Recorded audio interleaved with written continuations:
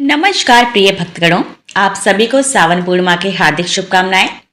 सावन पूर्णिमा एवं अन्य शुभ तिथियों पर भगवान श्री सत्यनारायण की पूजा कथा का विशेष महत्व माना गया है। जो भक्त पूर्ण श्रद्धा, भक्ति और नियम के अनुसार इस व्रत का अनुष्ठान करते हैं तथा कथा का श्रवण करते हैं, उनके समस्त दुख दरिद्र दूर होते हैं और वे मनोवांछित फल प्राप्त करते हैं। एक समय की बात है, नैमिषारण्य तीर्थ में महर्षि शौनक आदि 28,000 ऋषियों ने परम ज्ञानी सूत जी से प्रश्न किया, हे पूज्य गुरुदेव, कृपया करके हमें कोई ऐसा सुलभ, सर्व पापहारी और पुण्यदायी व्रत या उपाय बताएं जिसके अनुष्ठान से मनुष्य इस लोक में समस्त सुख भोग प्राप्त कर सके और अंतकाल में मोक्ष को प्राप्त हो। सूत जी ने प्रसन्न होकर कहा, हे ऋषियों, आप सभी ने जन कल्याण की भावना से अत्यंत श्रेष्ठ प्रश्न पूछा है। वही बात मैं आपसे कहता हूँ जो एक बार देवर्षि नारद जी के पूछने पर स्वयं जगन्नाथ भगवान श्री हरि विष्णु ने कही थी। एक बार देवर्षि नारद मुनि लोक कल्याण की इच्छा से विभिन्न लोकों में भ्रमण करते हुए मृत्यु लोक अर्थात पृथ्वी लोक में पहुंचे। वहां उन्होंने देखा कि मनुष्य अपने कर्मों के अनुसार अनेक प्रकार के दुखों, बीमारियों, दरिद्रता और कष्टों से पीड़ित हो रहे हैं। जीवों को दुखी देखकर नारद जी का हृदय दया से भर आया। वे तुरंत भगवान विष्णु के निवास स्थान क्षीर सागर अथवा बैकुंठ लोक पहुंचे। वहां 4 भुजाओं वाले, हाथ में शंख, चक्र, गदा और पद्म धारण किए हुए पीतांबरधारी जगन नियंता भगवान श्री हरि की स्तुति करते हुए नारद जी बोले, हे सर्वशक्तिमान, हे जनार्दन, आपके रूप की महिमा अपरंपार है। आप मन और वाणी से परे हैं। हे प्रभु, मृत्यु लोक में मनुष्य अपने अपने पाप कर्मों के कारण अत्यंत कष्ट भोग रहे हैं। यदि मुझ पर आपकी कृपा है तो कोई ऐसा छोटा और सरल उपाय बताइए जिससे मनुष्यों के सभी कष्ट समाप्त हो जाएं। श्री भगवान विष्णु ने मंद मुस्कान के साथ कहा, हे नारद, तुमने संसार के कल्याण के लिए बहुत ही उत्तम प्रश्न किया है, जिसे करने से मनुष्य का मोह जाल कट जाता है। वह व्रत स्वर्ग और मृत्यु लोक दोनों में दुर्लभ है, फिर भी तुम्हारे प्रेम वश में उसे प्रकट करता हूँ। उस व्रत का नाम श्री सत्यनारायण व्रत है। यह व्रत मनोवांछित फल देने वाला, दुख शोक का नाश करने वाला और धन धान्य तथा संतति की वृद्धि करने वाला है। इस व्रत को किसी भी दिन संध्या काल में भक्ति पूर्वक किया जा सकता है। इसके लिए ब्राह्मण बंधु बांधवों और मित्रों के साथ एकत्रित होकर सत्यनारायण भगवान की पूजा करनी चाहिए। नैवेद्य के रूप में गेहूं के आटे को भूनकर उसमें शक्कर या गुड़ मिलाकर पंजीरी, केला, दूध, घी और अन्य मिष्ठान अर्पित करने चाहिए। कथा सुनकर सभी में प्रसाद वितरित करें और स्वयं भी प्रसाद ग्रहण करें। रात्रि में गीत, संगीत और भगवत नाम संकीर्तन करते हुए जागरण करें। ऐसा करने से मनुष्य की सभी मनोकामनाएं पूर्ण होती हैं। श्री सत्यनारायण व्रत कथा प्रथम अध्याय संपूर्ण। सूत जी बोले, हे ऋषियों, अब मैं इस व्रत को सबसे पहले करने वाले भक्तों का इतिहास सुनाता हूँ। प्राचीन काल में सुंदर काशीपुरी नगरी में एक अत्यंत दरिद्र ब्राह्मण रहता था। वह भूख प्यास से व्याकुल होकर प्रतिदिन भोजन और भिक्षा की तलाश में दर दर भटकता था। उसकी इस दयनीय दशा को देखकर दयालु भगवान विष्णु ने एक वृद्ध ब्राह्मण का रूप धारण किया और उस दरिद्र ब्राह्मण के सामने प्रकट हुए। वृद्ध ब्राह्मण ने पूछा, हे द्विज, तुम इतने दुखी और व्याकुल होकर इस प्रकार क्यों भटक रहे हो? दरिद्र ब्राह्मण ने अपनी व्यथा सुनाते हुए कहा, हे महाराज, मैं अत्यंत निर्धन ब्राह्मण हूँ। भोजन के लिए भटकता रहता हूँ। यदि आप मेरी दरिद्रता दूर करने का कोई उपाय जानते हैं तो कृपया बताइए। तब वृद्ध रूपधारी भगवान ने कहा, सत्यनारायण भगवान विष्णु सभी की मनोकामनाएं पूरी करने वाले हैं। तुम उनका विधि पूर्वक व्रत और पूजन करो, इससे तुम्हारी समस्त दरिद्रता और कष्ट दूर हो जाएंगे। ऐसा कहकर भगवान अंतर्ध्यान हो गए। ब्राह्मण ने मन ही मन निश्चय किया कि वह श्री सत्यनारायण का व्रत अवश्य करेगा। चिंता और उत्सुकता के कारण उसे रात भर नींद नहीं आई। प्रातः काल उठकर उसने व्रत का संकल्प लिया और भिक्षा मांगने निकल पड़ा। उस दिन भगवान की कृपा से उसे भिक्षा में अपेक्षा से बहुत अधिक धन और सामग्री प्राप्त हुई। सायंकाल ब्राह्मण ने अपने बंधु बांधवों को बुलाकर विधि विधान से सत्यनारायण भगवान का पूजन किया और कथा सुनी। व्रत के प्रभाव से वह ब्राह्मण शीघ्र ही धन धान्य से संपन्न हो गया। उसके सारे दुख समाप्त हो गए। इसके बाद वह ब्राह्मण प्रत्येक मास की पूर्णिमा को नियम से भगवान सत्यदेव का पूजन करता रहा और अंत में बैकुंठ लोक को प्राप्त हुआ। सूत जी आगे बोले, एक दिन वही ब्राह्मण अपने घर में सगे संबंधियों के साथ ध्यान मग्न होकर सत्यनारायण की कथा सुन रहा था। उसी समय भूख प्यास से व्याकुल एक निर्धन लकड़हारा अपनी लकड़ी का गट्ठर बाहर रखकर उस ब्राह्मण के घर में आया। उसने देखा कि ब्राह्मण भक्ति पूर्वक प्रभु का पूजन कर रहे हैं। लकड़हारे ने ब्राह्मण को प्रणाम किया और पूछा, हे स्वामिन, आप यह किसका पूजन कर रहे हैं और इस व्रत का क्या फल है? ब्राह्मण ने उत्तर दिया, यह मनोवांछित फल देने वाला श्री सत्यनारायण भगवान का व्रत है। इनकी कृपा से ही मुझे यह सब धन वैभव प्राप्त हुआ है। यह सुनकर लकड़हारा बहुत प्रसन्न हुआ। उसने मन में संकल्प किया कि आज लकड़ी बेचने से जो भी धन मिलेगा उसी से सत्यनारायण भगवान का पूजन करूंगा। लकड़हारा सिर पर लकड़ी का बोझ उठाकर धनी लोगों की बस्ती की ओर चल पड़ा। भगवान की कृपा से उस दिन उसे लकड़ी का 2 गुना मूल्य मिला। आनंदित होकर उसने उस धन से केला, शक्कर, गेहूं का आटा, दूध, दही, घी आदि पूजन सामग्री खरीदी और अपने घर पहुंच गया। उसने अपने पड़ोसियों और रिश्तेदारों को एकत्रित कर विधि विधान से श्री सत्यनारायण भगवान का पूजन और कथा श्रवण किया। व्रत के प्रभाव से वह लकड़हारा भी शीघ्र ही धन धान्य पुत्र पौत्र से संपन्न हो गया और इस लोक के सुख भोग कर अंत में सत्यलोक को प्राप्त हुआ। श्री सत्यनारायण व्रत कथा 2 अध्याय संपूर्ण। सूत जी ने आगे कहा, हे मुनियों, अब आगे की कथा सुनो। प्राचीन काल में उल्कामुख नाम के एक महान पराक्रमी और धर्मनिष्ठ राजा थे। उनकी पत्नी बड़ी ही पतिव्रता और सुलक्षणा थी। राजा प्रतिदिन मंदिर और नदियों के तट पर दान, पुण्य तथा धर्म कार्य किया करते थे। एक दिन राजा उल्कामुख अपनी रानी के साथ भद्रशिला नदी के तट पर श्री सत्यनारायण भगवान की पूजा और कथा कर रहे थे। उसी समय साधु नाम का एक व्यापारी रत्नों से भरी अपनी नौका को किनारे लगाकर वहां आया। राजा को पूजन करते देख उसने विनम्रता पूर्वक पूछा, हे राजन, आप इतनी भक्ति से किसका पूजन कर रहे हैं? राजा ने उत्तर दिया, हे साधु, हम पुत्र, धन और ऐश्वर्य देने वाले भगवान श्री सत्यनारायण का पूजन कर रहे हैं। यह सुनकर साधु वैश्य ने कहा, हे महाराज, मेरी कोई संतान नहीं है। मैं भी संतान प्राप्ति की इच्छा से इस महाव्रत को करूंगा। साधु वैश्य अपने घर गया और अपनी पत्नी लीलावती को व्रत का पूरा समाचार सुनाया। उसने मन्नत मांगी, जब हमारे संतान होगी तब मैं भगवान सत्यदेव का व्रत करूंगा। कुछ समय पश्चात भगवान सत्यनारायण की कृपा से लीलावती गर्भवती हुई और उसने एक अत्यंत सुंदर कन्या को जन्म दिया। कन्या का नाम कलावती रखा गया। वह चंद्रमा की कलाओं की भांति दिन प्रतिदिन बढ़ने लगी। लीलावती ने अपने पति को याद दिलाया, हे नाथ, आपने संतान होने पर जो व्रत करने का संकल्प लिया था, अब उसे पूरा कीजिए। साधु वैश्य ने टालते हुए कहा, हे प्रिय, कन्या के विवाह के समय व्रत करूंगा। ऐसा कहकर वह अपने व्यापार में लग गया और व्रत करना भूल गया। समय बीतने पर कलावती विवाह योग्य हो गई। साधु वैश्य ने कांची नगर के एक सुंदर, सुशील और योग्य वणिक पुत्र के साथ अपनी पुत्री का विवाह धूमधाम से कर दिया। विवाह संपन्न हो गया, किंतु साधु वैश्य ने फिर भी अपना संकल्प पूरा नहीं किया और व्रत को टाल दिया।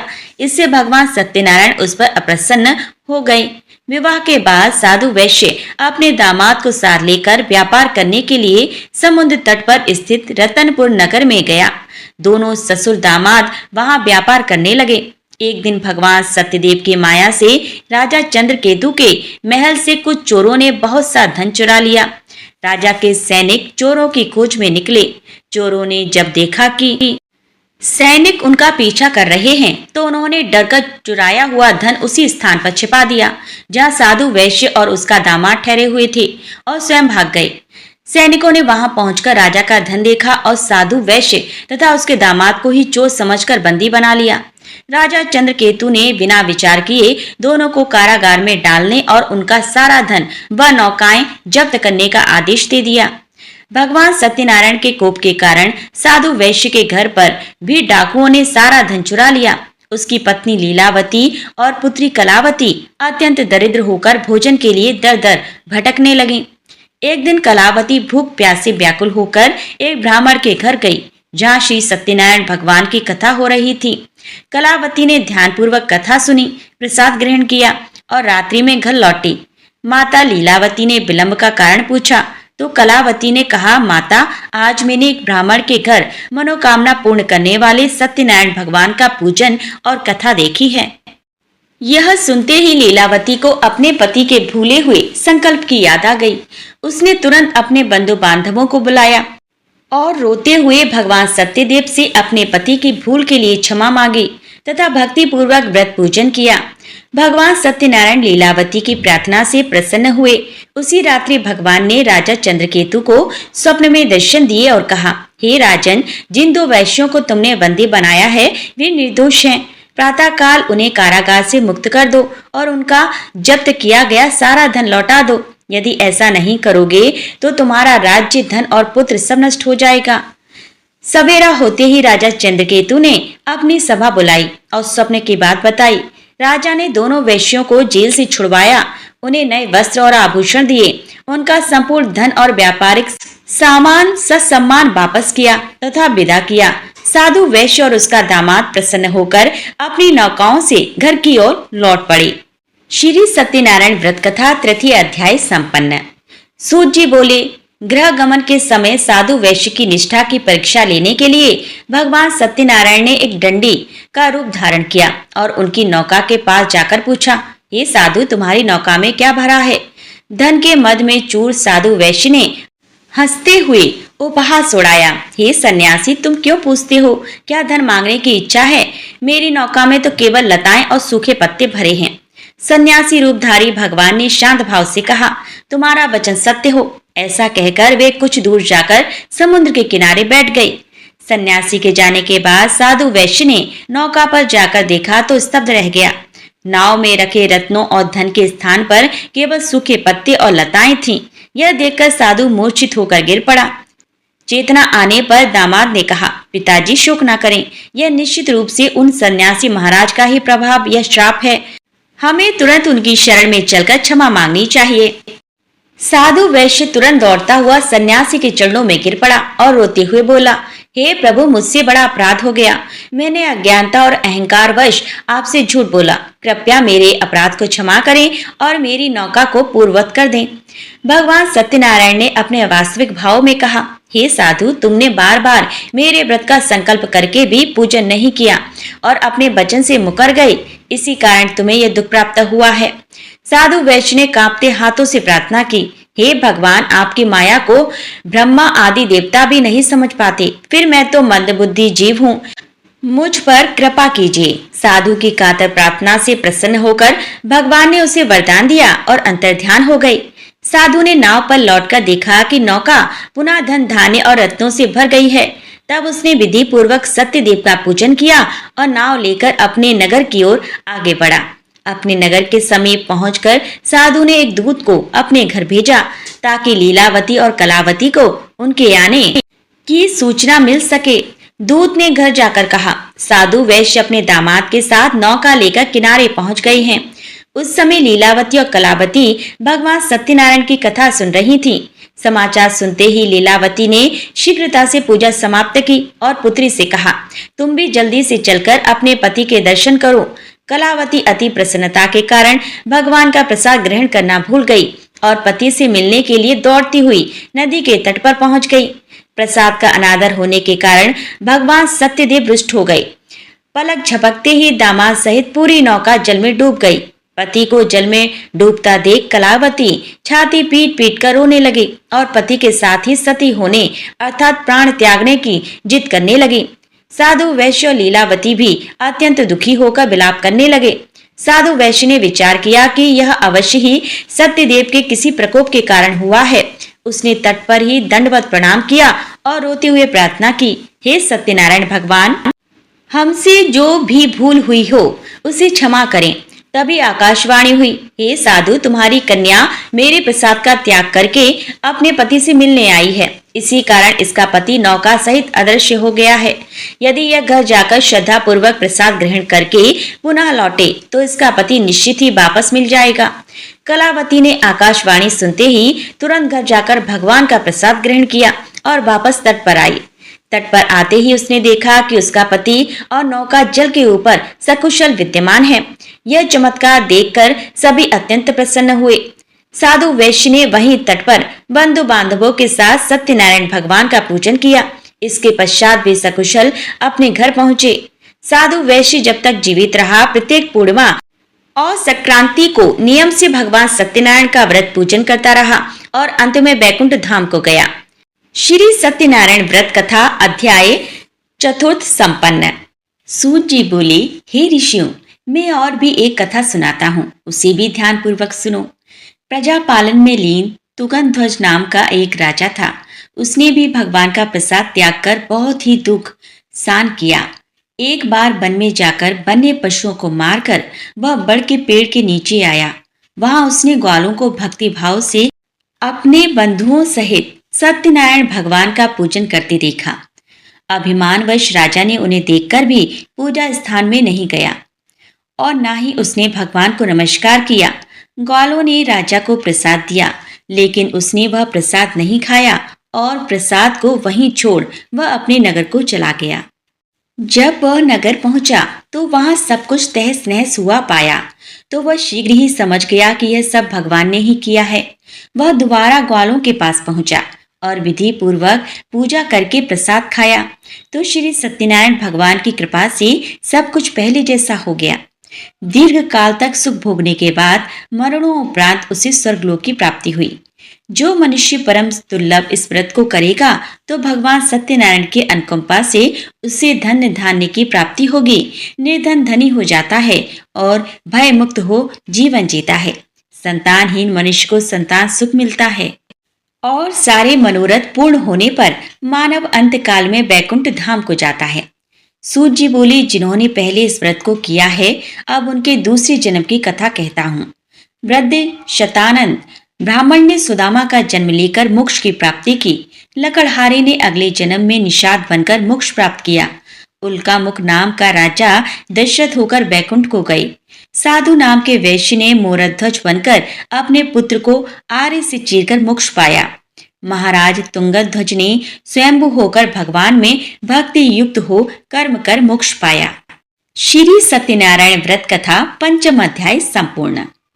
सूत जी ने शौनक आदि ऋषियों से कहा, जो मनुष्य इस परम दुर्लभ श्री सत्यनारायण व्रत का अनुष्ठान करता है या कथा को भक्ति पूर्वक सुनता है, भगवान सत्यदेव की कृपा से उसकी दरिद्रता दूर होती है, बंदी को बंधन से मुक्ति मिलती है, भयभीत को अभय प्राप्त होता है और संतानहीन को संतान की प्राप्ति होती है।